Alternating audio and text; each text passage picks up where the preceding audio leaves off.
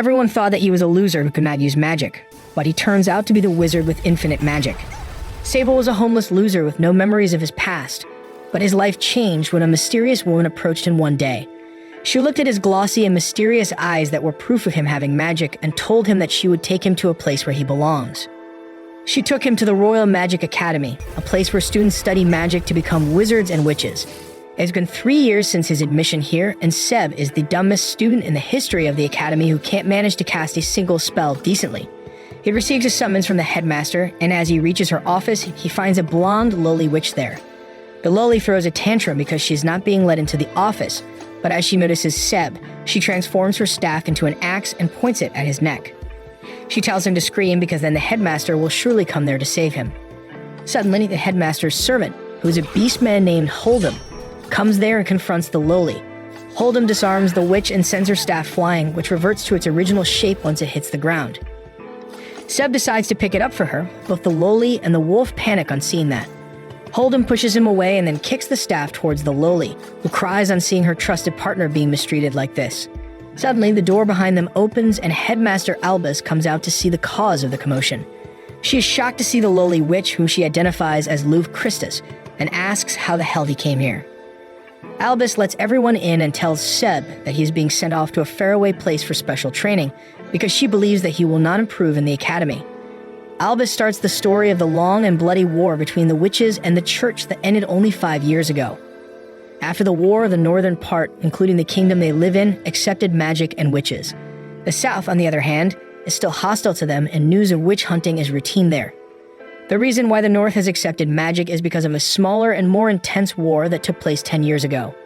A very powerful man called Evil Wizard 13 spread the teaching of magic in Wynya's kingdom and led the war to create a world where witches and wizards are not prosecuted. Albus did not agree with his methods and she killed him in the end. However, she believes that the current acceptance of magic in the north is thanks to the Wizard 13, who made magic more commonplace. On the other hand, things are tough for witches in the south, so she has decided to build a witch village there. She wants Seb and some other students to prove to everyone that they are not dangerous and can live like ordinary people.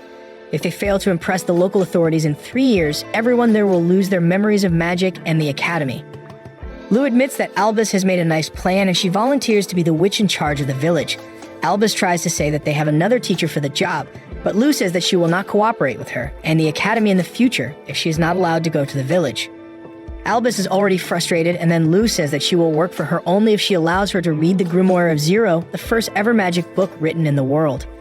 Albus replies that it is a forbidden book that contains the power to destroy the world, and Lou cannot have permission to read it. However, they reach middle ground as Albus permits Lou to meet the Mud Black Witch, the author of the Grimoire of Zero, and the lowly happily accepts the deal. The next day, Seb meets Lou in the marketplace as they get ready to leave for the south. Along with them is Hort, a cheerful redhead with a very big personality, and a lizard beastman named Kudo, who insists that he doesn't need anyone to guide and escort him. He tells Lou he will be traveling to the south independently, along with 2 other students. Seb and the girls sit at a restaurant, and Lou feeds her staff some juicy meat skewers. She introduces it as the Staff of Ludens, also known as the Witch Ear, because it sucks the magic power of whoever touches it and kills them. Lou can only hold it because she has signed a pact with the staff. They start their journey after that, and Seb gets motion sickness as soon as they get on a wagon, so Lou decides to continue the rest of their journey on foot. At night, they talk about their past, and Seb states that he had no memories before he enrolled in the school. That is why he wants to pass the test in the special village, because if his memories of the academy are erased, he would be just an empty shell. Just then, Lou arrives there carrying water and her staff. While they talk more about themselves, the girls learn that Seb can barely use any magic. When he tries to use a spell, his magic goes out of control, but when he tries to control it, the magic doesn't manifest. Lou thinks that Seb should really give up on being a wizard because it will take him too long to do anything worthwhile. The next day, they reach a village and get a room at an inn. While they are having breakfast, the 2 wizards that were with Kudo come downstairs complaining about the lizard deserting them and running away. As soon as they see Seb's group, they inform them that bandits attacked them last night. Their belongings were not stolen, but Kudo took the map with him, declared that he was the only wizard in the group, and ran away. Lou finds this story fishy because any normal bandit would steal their belongings and kidnap the boys to sell them as slaves. However, since Kudo was targeted specifically, she believes that it is the work of a witch hunter. She believes that Kudo must have realized this too, and that is why he ran away alone to let his friends escape to safety. Lou takes responsibility for letting Kudo go away on his own and decides to save him on her own. She forbids Seb and Hort from joining her, as they would only be hindrances in her path. However, once they are alone in their room, they realize that they cannot sit idle while their classmate is in trouble. Hort suddenly gets an idea and uses divination magic using Lou's handkerchief and pinpoints her exact location on a map. They head out to the forest, but Hort is still angry at the two useless wizards who refuse to come with them to help Kudo, saying that it isn't their fault if a lowly lizard dies. Suddenly, they spot the severed tail belonging to Kudo with blood lying all around it. They panic on seeing it, and Hort wonders if the severed tail means that Kudo is dead, but Seb believes that being a lizard, he can regrow it. Hort picks it up just in case, and then Seb notices 3 sets of footprints on the ground. 2 of them belong to Kudo and Lou, which means that the third belongs to the attacker. Hort freaks out as she realizes that there is a single witch hunter who is strong enough to corner Kudo and make him run for his life. She trembles as she recalls what she has learned about the professional witch hunters, who were recruited by the church from death row criminals. She cannot control her fear when she takes the name of the Dia Ignis, the organization of the vicious witch hunters. Seb says that the Dia Ignis was disbanded after the war, but Hort yells at him that even if the organization is no longer there, it doesn't mean that the hunters have retired. She nervously says that she once met a member of the Dia Ignis in the past. She went to a nearby village to meet her friend, but all she found there was a heap of burning bodies and a ferocious man with a gigantic hammer standing in front of them. She was so terrified of the witch hunter that she ran away crying even though her friend was burning in the pyre. She wants to run away this time too, when suddenly they hear a scream in the distance and realize that it is Kudo. Seb thinks that it would be smarter to run away, but then he decides to go and help out their friend. He tells Hort that this is her chance to gather courage and not make the mistake of her past, and she decides to follow him. On the other hand, Kudo was hiding in the trees while the hunters were trying to find him and setting up traps everywhere. He noticed a rope tied around the branch he was resting on. The branch suddenly snapped, and as he fell to the ground, hidden traps fired arrows at him. He dodged them somehow, only to get injured by the spikes on the ground. Now he tries to escape from the jungle despite his injuries, but trips on a simple trap. He fears arrows will come raining down on him again, but instead of that, he comes face to face with a terrifying witch hunter named Tyron, who he ran away from last night. Last night, Kudo's magic attacks didn't work on him, so this time he tries to blind him using a light spell and runs away. However, Tyron easily recovers from the magic and chases him down within a moment. He hits Kudo with his giant hammer and slams him into a tree.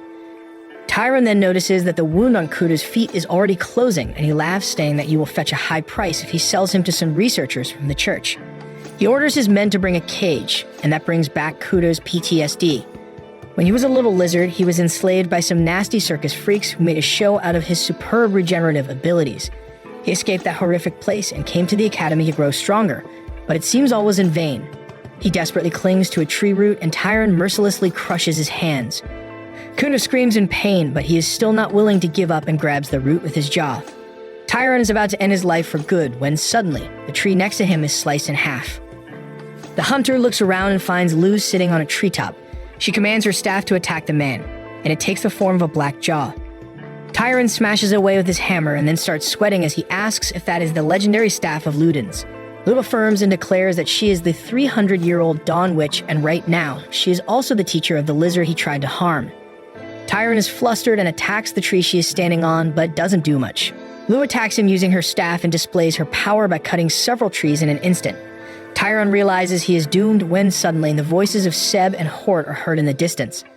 Lou tells them to run away, but it is too late, and Tyron is already upon them. Seb pushes Hort to safety and gets knocked down instead. As Tyron strangles him, Hort recognizes him as the same terrifying man who killed her friend and freezes in terror. Lou comes there and tells the hunter that if he kills her student, she will kill him instantly. He offers her a deal and asks her to throw the staff and become his prisoner in exchange for her students. She can't bear to see Seb suffering, so she throws her staff on the ground. Tyron laughs and throws his anti-magic robe on the staff as he tells Seb to wrap the staff in it and bring it to him. Seb does as he is told, and then Tyron calls Hort by her name and asks her to tie Lou. She shudders in fear, and the hunter asks her to cut the act because the truth is that she is a spy from the church's anti-witch faction. Hort screams to shut out his words, which lead her down memory lane. When she was young, horns suddenly started growing out of her head. Her mother, being a devout believer, sent her to the church, where they cut off her horns and put her in the orphanage. One day, they gave her the mission to enroll in the Magic Academy as a spy and report anything she found about the witches to the church. Court was happy to be of service, but as